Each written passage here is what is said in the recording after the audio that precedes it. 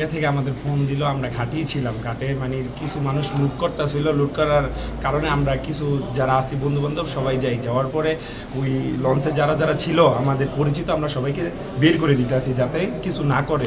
একটা পর্যায়ে 2টা মেয়ে ছিল, 2টা মেয়ের প্রতি কিছু উৎসবজনতা সবাই খেপে গেছে, মানে ওদের এক একজন নিয়ে যাইতে চাইতেছে, 5জন 10জন বন্ধু বান্ধব, মানে ওদের চরকিশোরগঞ্জে এই জায়গায় নিয়ে যাবো। তো এই মেয়েরা আমার বলতেছে ভাই আমার যেমন তুমি সেভ করো, তোমরা সেভ করো। আমি 9টা ফোন উদ্ধার করে দিয়েছিলাম, আমার যারা বন্ধু বান্ধব আসছিল আমরা সবাই মিলে 9টা ফোন উদ্ধার করে দিয়েছিলাম। আর মেয়েরা বলতেছে ভাই তুমি আমাদের যেভাবে পারো সেভ করো। আর উৎসব জনতার এই 2টা মেয়ের উপরেই টার্গেট ছিল, যদি ওদের বিচার না হয় তাহলে আর কি লঞ্চটা ছাড়তে দিব না। লঞ্চের দড়িটাও ওরা ধরে রাখছিল 200 মানুষ। এখন বিষয়টা হলো এই মেয়ের যে শুনবালা ভাই একটু শাসন করা হইলো, ভাই হিসাবেই শাসন করছি, শাসন করা হইলো। আমি আইনের প্রতি শ্রদ্ধাশীল, আমি ওই টাইমেও থানায় ফোন দিছি, রাজু ভাইকে ফোন দেওয়াইছি যে থানা থেকে সেকেন্ড অফিসারে আসার জন্য। তো উৎসব জনতা যে পরিস্থিতি সামাল দেওয়ার জন্য আমি মেয়ের ভাই হিসাবে 2-3টা বাড়ি দিই। দেওয়ার পরে বাড়িগুলো আমি দিই অন্যার ভিতরে যাতে ওদের দেখা না লাগে। বাড়ি দেওয়ার পরে আমার বন্ধুরা বললাম যে ওদের কেবিনে নিয়ে সেভ কর যাতে ওদের কিছু না হয়। মেয়ে 2টা উপরে যাওয়ার পরেই উৎসব জনতা যারা আসছিল সবাই মানে যার যার মতো ঘটনাস্থলে ত্যাগ হয়। আমি আইনের প্রতি শ্রদ্ধাশীল, আমি দেখতেছি বিষয়টা অনেক ছড়াইতেছে আমাদের মুন্সিগঞ্জের অফিসারদের, আমাদের ভাই ব্রাদার সবাই নামে এক একটা ছড়াইতেছে। বিষয়টা হলো মুন্সিগঞ্জে যারা আমাকে চিনে আমি জানি যে বিগত দিনে আমি মুন্সিগঞ্জের ট্রাফিক বন্যা সব কিছুতেই সবাই সাহায্য করছি।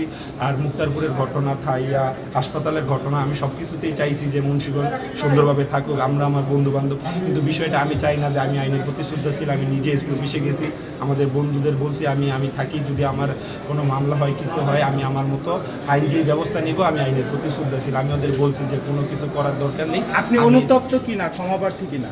আমি ওদের উপকারের জন্যই আমি এই কাজটা করছি। আমি এই বিষয়ে অনুতপ্ত, কারণ আমি তো চাইছিলাম যাতে ওদের সেফলি হয়, কিন্তু আমি বিষয়ে অনুতপ্ত। আমি আমার বোন হিসাবেই, ছোটো বোন হিসাবেই ওদের শাসন করছি। আমার যদি মোটিভ থাকতো আমি ওদের উপরে মারবো, কিছু একটা করবো, আমি এই জায়গায় না করি না। আপনার সাথেও আর পিছনে দেখা গেছে অনেকে লাঠি ছোঁয়া আর অনেকেই ছিল, ওরা কারা? লুটপাটের একটা অভিযোগ। ওরা কিছু আমার যারা বন্ধু বান্ধব আসছিল ওরা সবাই সেভ করার, আর কিছু ছেলে মেয়ে আসছিল যারা লুটপাটের ধান্দায় ছিল। আমি 9টার মোবাইল, সাথে ছোটো ছোটো বাচ্চা আছে, মোবাইল মানিব্যাগ সব কিছু উদ্ধার করে দিয়েছিলাম। আমার মোটিভটা ছিল যাতে ওদের কোনো সেফলি ওরা এই জায়গাতে চলে যেতে পারে।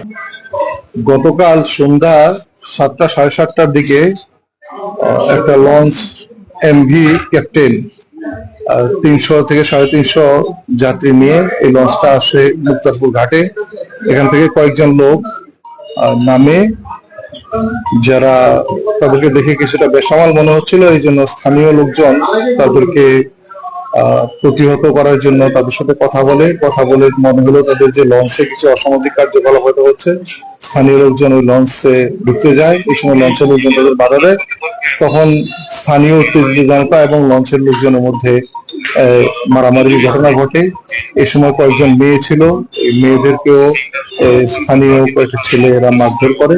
তার মধ্যে একটা ভিডিওতে দেখা যায় যে একজন ছেলে, তার নাম জাহিদ, তাকে আমরা জিজ্ঞাসাবাদের জন্য থানায় নিয়ে আসছি।